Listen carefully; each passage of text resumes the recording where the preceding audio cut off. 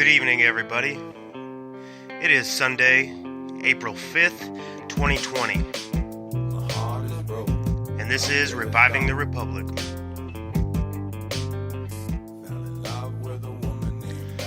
Tonight we are going to cover a Rockefeller Foundation document. It's from 2010, and it predicts a worldwide pandemic in which one of the scenarios that it lays out is that the world will come into lockstep. The world will come into lockstep. And here, let's get right into it here. Scenario narratives, lockstep, a world of tighter top-down government control and more authoritarian leadership with limited innovation and growing citizen pushback. In 2012, the pandemic that the world had been anticipating for years finally hit. Unlike 2009's H1N1, this new influenza strain originating from wild geese was extremely virulent and deadly. Even the most pandemic-prepared nations were quickly overwhelmed when the virus streaked around the world, infecting nearly 20% of the global population and killing 8 million in just 7 months, the majority of them young, healthy adults. The pandemic also had a deadly effect on economics. International mobility of both people and goods screeched to a halt, debilitating industries like tourism and breaking global supply chains. Even locally, normally bustling shops and office buildings sat empty for months, devoid of both employees and customers. Now keep in mind, this was written in 2010 by the Rockefeller Foundation. This was their prediction of a global pandemic and certain things that would happen when the pandemic hit. Okay, the pandemic blanketed the planet. Though disproportionate numbers died in Africa, Southeast Asia, and Central America, where the virus spread like wildfire in the absence of official containment protocols, but even in developed countries, containment was a challenge. In the United States, the United States' initial policy of strongly discouraging citizens from flying proved deadly in its leniency, accelerating the spread of the virus not just within the U.S. but across borders. However, a few countries did far better. China in particular. The Chinese government's quick imposition and enforcement of mandatory quarantine for all citizens, as well as its instant and near hermetic sealing off of all borders, saved millions of lives, stopping the spread of the virus far earlier than in other countries and enabling a swifter post-pandemic recovery. Now, one thing I want to highlight is that the Rockefeller Foundation, the Gates Foundation, the Clinton Foundation, all these foundations are tied heavily into the Communist Chinese government. You can go ahead and research that. It's 100% true. And they've always praised China as the model that they would like to see the U.S. become. So, to continue, China's government was not the only one that took extreme measures to protect its citizens from risk and exposure.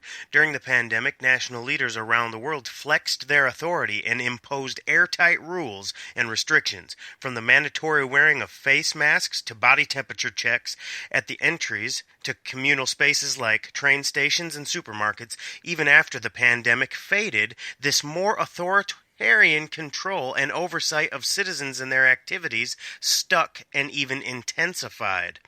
In order to protect themselves from the spread of increasingly global problems, from pandemics to transnational terrorism to environmental crises and rising poverty, leaders around the world took a firmer grip on power.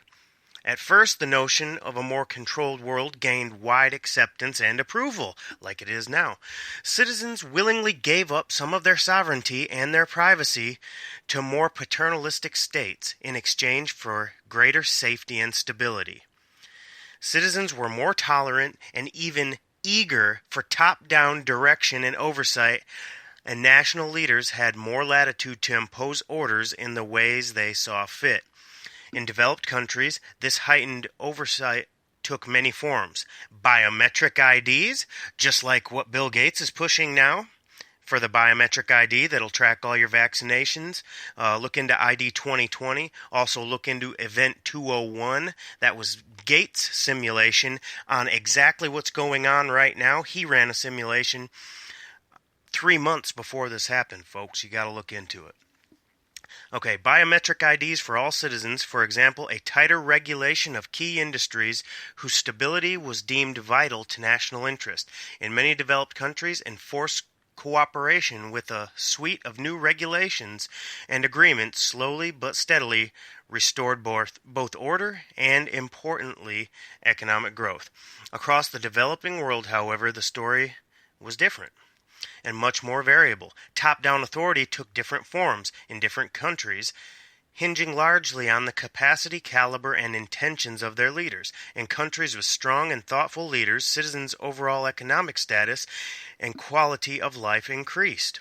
In India, for example, air quality drastically improved after 2016, when the government outlawed high-emitting vehicles.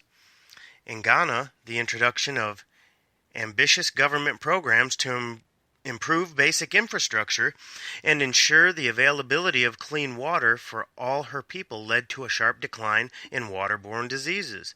But more authoritarian leadership worked less well, and in some cases tragically, in countries run by irresponsible elites who used their increased power to pursue their own interests at the expense of their citizens. Well, that's what always happens when you give governments that much power. When you relinquish your rights, you do not end up getting them back. And that's why I want to caution everybody out there, out of fear, when you are so willing to relinquish your rights, in hopes that the government is going to provide that security for you, you never get those rights back. In fact, they just create more and more policies that strangle the life out of individual rights. And individual rights are something that we hold to be sacred in the United States of America. Not enough can be said about this. When you lose them, you do not get them back, especially when you're dealing with someone like Anthony Fauci, who is tied in to all of these foundations. He's basically a spokesperson for the Bill and Melinda Gates Foundation. You can look into his history. There's a doctor, his name is Dr. Shiva. He's running for Senate in Massachusetts, I encourage everybody to look into Dr. Shiva, who's running for Senate.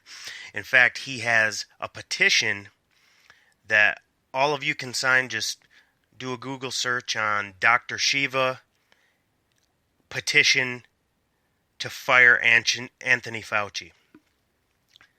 Fauci is tied in with all these globalist foundations who have stated that their interest is to bring in a Chinese communist-style system, and we can see it unfolding before our very eyes right now in America due to the pretext of this virus that they're overblowing, hyping up, fear-mongering, and it's because they want you to accept the ID 2020, which is a digital certificate that you must present. In fact, Bill Gates wants it to be a digital tattoo. Look this stuff up. This is all real. Bill Gates talks openly about it. He gave a TED Talk about 3 days ago, speaking openly about how nobody's getting out of lockdown until they get the vaccine and they have their digital certificate that they can present. That's an internal passport. That is essentially turning America into a papers, please society, like Soviet Russia or Nazi Germany. I hate to use the analogies, but they're absolutely correct. So, let's continue. There were other downsides as the rise of virulent nationalism created new hazards. Spectators at the 2018 World Cup, for example, wore bulletproof vests that sported a patch of their national flag. Oh, terrible. How terrible. Strong technology regulations stifled innovation. kept costs high, and curbed adoption. In the developing world, access to approved technologies increased, but beyond that remained limited. See, they want to have to approve everything that you do. The locus of technology innovation was largely in the developed world, leaving many developing countries on the receiving end of technologies that others consider best for them. Some governments found this patronizing and refused to distribute computers and other technologies that they scoffed at as second-hand. Meanwhile, developing countries with more resources and better capacity began to innovate internally to fill these gaps on their own. Meanwhile, in the developed world, the presence of so many top-down rules and norms greatly inhibited entrepreneurial activity. Scientists and innovators were often told by governments what research lines to pursue, and were guided mostly towards projects that would make money, or were sure bets. Now, what does that sound like? Anthony Fauci. That's exactly what he's doing right now. He's taking the sure bet because he's tied into all these foundations. They stand to make billions of dollars off pushing these vaccines and getting you to get the digital certificate, the digital tattoo, where then you must show your papers to be involved in society. Okay, that's not America. It's not America. Well-off countries and monopolistic companies with big research and development budgets still made significant advances, but the IP behind their breakthroughs remained locked behind strict national or corporate protection. Russia and India imposed stringent domestic standards for supervising and certifying encryption-related products, and their suppliers, a category that in reality meant all IT innovations. The US and EU struck back with retaliatory national standards, throwing a wrench in the development and diffusion of technology globally. Yeah, so since the US in this simulation had national standards, it kind of threw a wrench in the global system. I mean, they're just telling you, anything clinging on to any type of sovereignty or nationalism is bad, obviously, because that's the type of system they're trying to bring in. Let's see here. I'm not going to have time to read through the entire section of this document, but you can get a pretty good feel for what it's all about.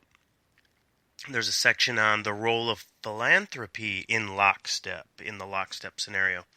We are in the lockstep scenario right now, just to make it clear. That's exactly what we're in.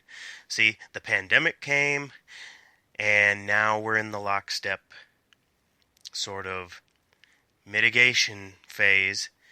And while they're imposing the lockstep on us, they're crashing the economy, and they're setting up their system, the new normal, as Governor Andrew Cuomo has said. When questioned, he said, "I don't think it will ever get back to the old normal. We will have a new normal to follow in America now." And the new normal is you better get your vaccine and you better get your digital certificate so you can show that you're complying with everything. You can scan in everywhere you go. And especially with the new 5G technologies that they have, it is going to make tracking and tracing you much, much easier. So please think about these things. We are in a very perilous time right now. And what we do right now as citizens, how we react to this, will shape the future of our nation. If you hold your individual rights in the Constitution, which protects your inalienable rights, if you hold those dear, now is the time to speak out. That's about all the time I have. Thank you very much for listening, and have a great night.